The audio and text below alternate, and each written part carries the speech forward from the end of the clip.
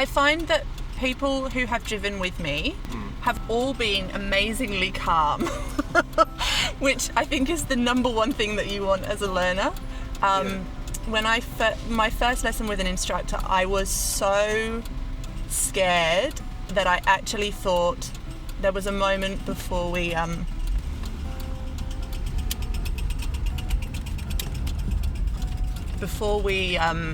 started up that I thought I'm either going to burst into tears or throw up, and I may have to just leave the car and run back into my house.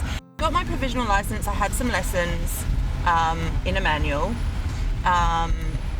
and my dad took me out driving as well.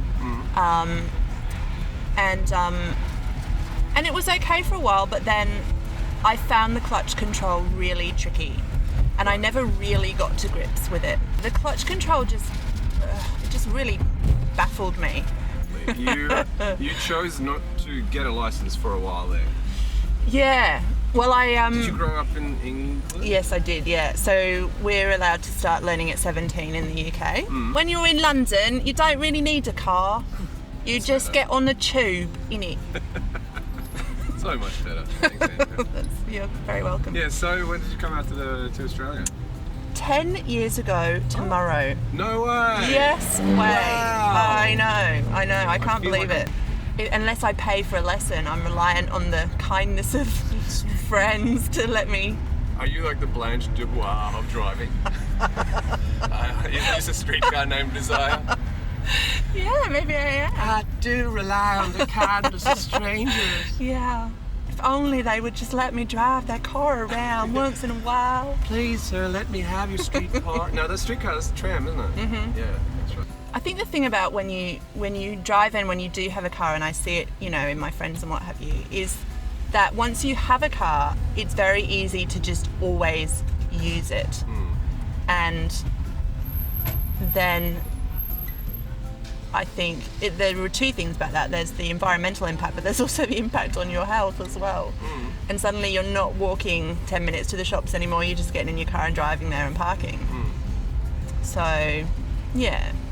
In a way, I'm kind of glad that I don't have a car, so even when I do have a license, I won't be tempted to do that. Do I have a dream car? Yeah. No, I'm sorry, that's a really boring answer, isn't it? But I really couldn't care less, actually. Yeah, like this car, for all you're joking about it, I'm going, oh yeah, it's a car, it goes. James selling, so... But my least best moment in a car was going to my sister's wedding. Okay. And my granddad, who was in his 80s at the time, was driving me and my grandmother, and I think somebody else, don't know who, to my sister's wedding. I'd brake because the car's in front of braking. Thank you.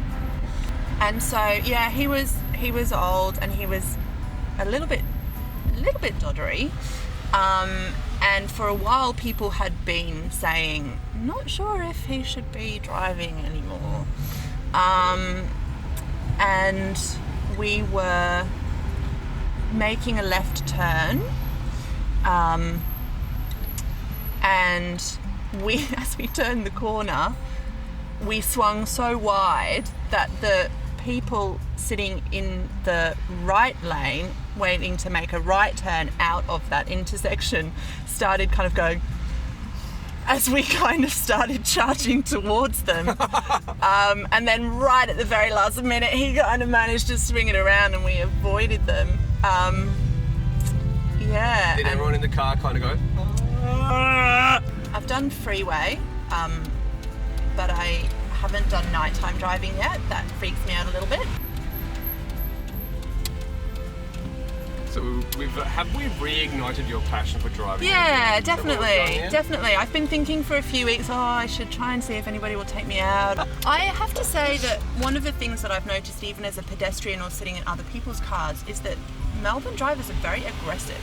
Are they? Yeah, I think so. Like, compared to back home, people will always stop and let you out, and stop by the side street and let you out and let you in a queue, and we made it! We survived!